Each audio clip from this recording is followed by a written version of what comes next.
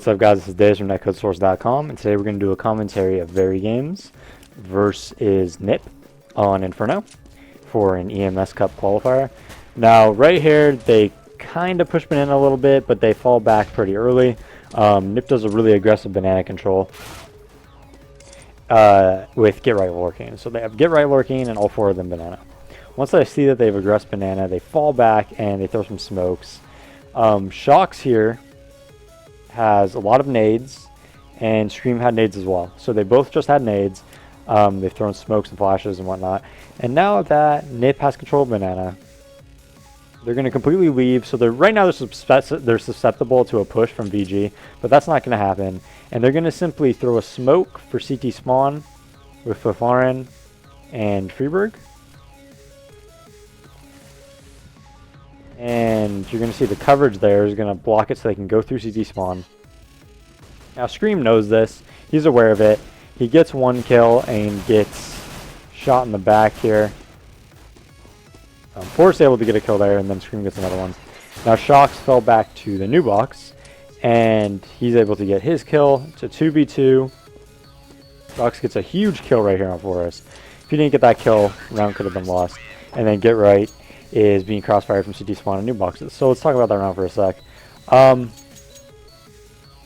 Definitely susceptible though to some things, like if VG did any type of aggression mid-round, something definitely could have happened to them, where NiP could have pushed and killed them. But that didn't happen, so they took control of banana earlier and just hit it. VG did a very, very, basic setup. This is a setup that people have been doing in Source for just years and years, and now for CSGO for the past year and a half, everybody has been doing it as well. And what that setup is that you're simply going to put one at first oranges, and he can contest or he can fall back to new box, and then one at middle. And you basically have a crossfire. And, that's exactly what they were doing here there.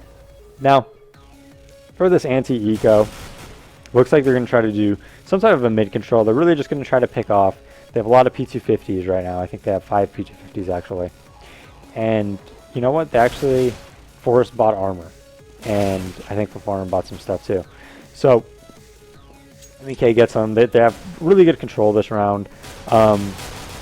Thing about middle on this map is that, as you can see, they obviously just had pistols, but they also had no smoke. And when you have no smoke on this map, it's really, really difficult to take any sort of mid control. Generally speaking on this map, you want to smoke off one side and challenge the other side and take control of the other side. But without a smoke, you kind of have to battle them both at the same time. And obviously they just have a crossfire from the left and right side, and it's really difficult to take control over it.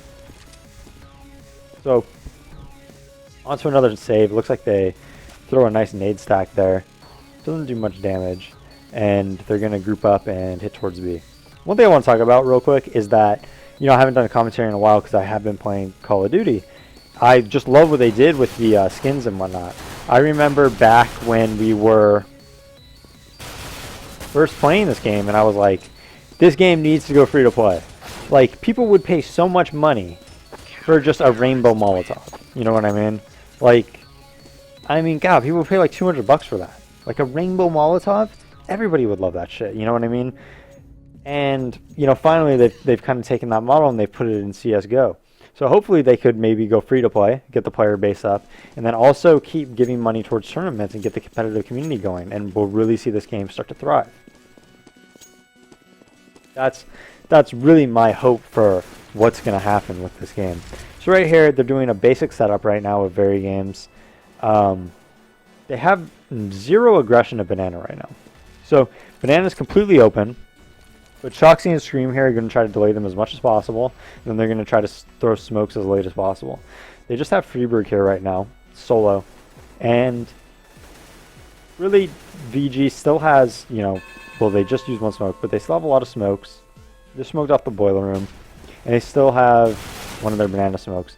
Smith's right there, gets a pop flash, but gets killed. MBK decides to challenge and gets 2 big kills. And now we're in a 3v3. And a 3v3 is really where NiP thrives. They win a lot of these kinds of rounds. Get Right looks like he was lurking out halls and gets killed by Existence. And now they have a really good setup with Shocks and Banana solo. This is exactly how you want to set up in any type of 3-man scenario. You want one at banana, one at arches where Scream is, who could help porch and also watch the wrap, and then you have one in the pit or site at A. This is exactly what you want to do. All right. Now, looks like NiP is throwing a fake right here and causing Scream to over-rotate.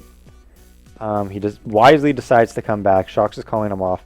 And now Existence is here, and he's going to try to gate them as they come into the site. Scream kills one, and then he actually gets the other one. I was expecting Existence to get that kill. But that's a very textbook setup right there. That's exactly what you want to do always in 3v3 scenarios. Because this guy at arches can have a quick rotate to banana, and that means the banana guy could either play in a gay spot, or he could play like construction and just try to gay one and then play a retake and make it 3v2. Then he could also help porch if the pit guy calls that they're coming there. So that was absolutely textbook and exactly what you want to do. This here is going to get aggressive in alt mid, get 2 kills, get the third, get a nice 4th kill there. And now it's all up to Freeberg in 1v4. He's surely going to lose this. The P250 splash right here. Jumps out and gets killed by Shox.